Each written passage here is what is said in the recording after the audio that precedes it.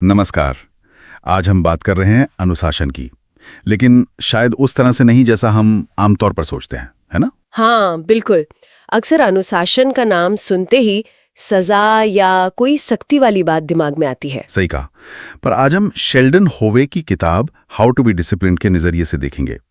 वो इसे आत्मसम्मान और एक तरह की एम्पावरमेंट से जोड़ते हैं। ये बात वाकई दिलचस्प है।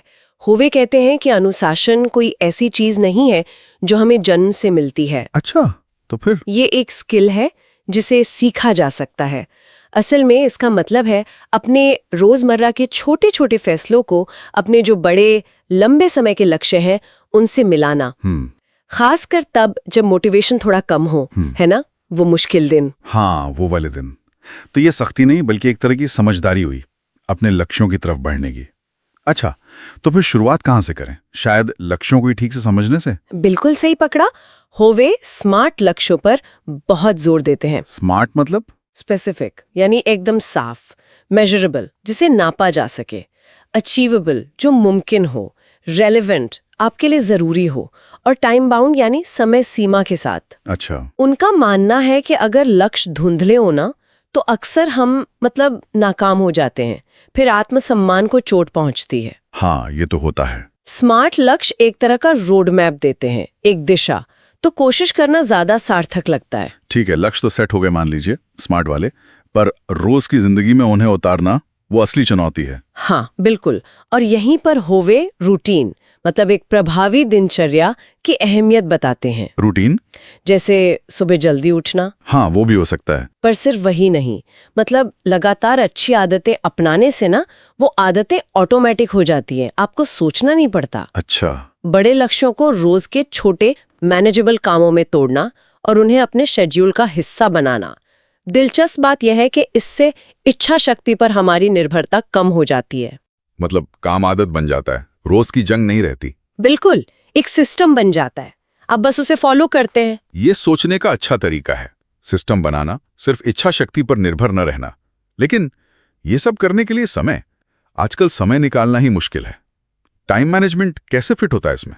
ओह, वो तो अनुशासन का एक मुख्य स्तंभ है।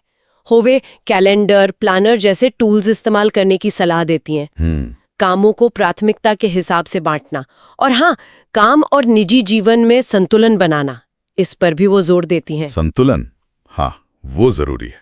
मुद्दा सिर्फ बिजी रहना नहीं है, प्रभावी होना है। उन चीजों पर वक्त लगाना जो वाकई मायने रखती हैं। इससे फोकस बना रहता है और वो जो बर्नआउट होता है ना, उससे भी बचाव होता है। सही बात है, लेकिन एक बहुत बड़ी रुकावट आती है अक्सर, टालमटोल, प्रोक्रेस्टिनेशन।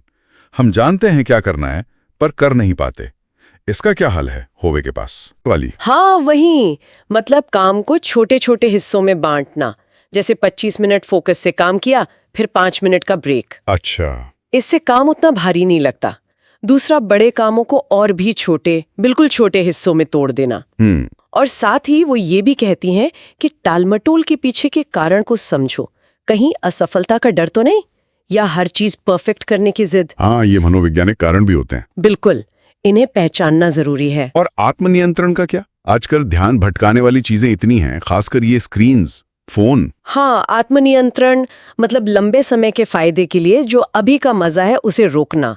जैसे जरूरी काम करना है तो सोशल मीडिया बंद करना, या शायद किसी पार्टी में ना जाना। मुश्किल है ये। मुश्किल है, पर होवे इसे सिर्फ इच्छा शक्ति का खेल नहीं मानते, वो इसे शारीरिक और मानसिक स्वास्थ्य से भी जोड़ती हैं। अच्छा, कैसे? नियमित व्यायाम, पूरी नींद, और एक और जरूरी चीज, आत्म करुणा, सेल्फ कंपैशन।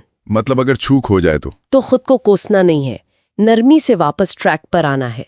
ये सारी चीजें सेहत, नींद, आत्म करुणा, ये फोकस और निर्णय लेने की क्षमता बनाए रखती हैं, जो आत्मनियंत्रण के लिए बेस का काम करती हैं। ये आत्मकरुणा वाली बात बहुत अहम है। अक्सर हमें एक गलती होते ही सब छोड़ देते हैं। सही कहा। असफलताओं से निपटने का और क्या तरीका है, क्योंकि वो तो आएंगी ही। बिल्कुल आएंगी। होए कहते हैं कि असफलताओं को अंत की तरह मत देखो, उन्हें सीखने का मौका समझो। सीखने का मौका? हाँ, क्या गलत हुआ, क्यों हुआ, इससे सीखकर अपनी स्ट्रेटेजी को बेहतर बनाना। इससे अनुशासन कमजोर नहीं होता बल्कि मजबूत होता है। लचीलापन, रेजिलियंस जरूरी है। और माहौल, आसपास की चीजों का भी असर होता है? बहुत ज्यादा। अपना माहौल ऐसा बनाना जो आपके लक्ष्यों में मदद करे, ध्यान भटकाने वाली चीजें कम हों, सपोर्टिव लोग हों, ये भी अनुशासन बनाए रखने में मदद करता है। और इस पूरी प्रक्रिया में मोटिवेशन कैसे बनाए रखें? रोज रोज एक जैसा करना बोरियत हो सकती है। क्या छोटी जीतों का भी कोई महत्व है? बहुत ज्यादा। होवे अपनी तरक्की को पहचानने और छोटी छोटी सफलताओं का जश्न मनाने की सलाह देती हैं। अच्छा। जैसे मान लीजिए आपने हफ्ते भर अपना रूटीन फॉलो किया, तो खुद को छोटा सा इनाम दे। इससे न सिर्फ प्रेरणा बनी रहती है, बल्कि वो अनुशासित रहने की आदतें और पक्की होती जाती हैं। एक तरह का पॉजिटिव रीइंफोर्समेंट है ये। ये बात सही है।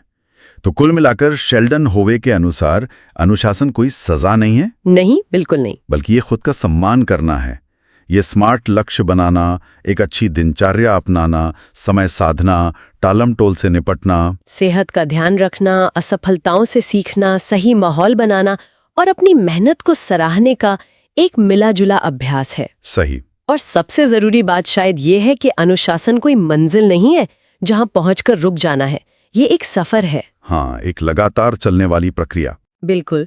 ये व्यक्तिगत विकास की ओर, मतलब पर्सनल ग्रोथ की ओर, मानसिकता का एक निरंतर बदलाव है।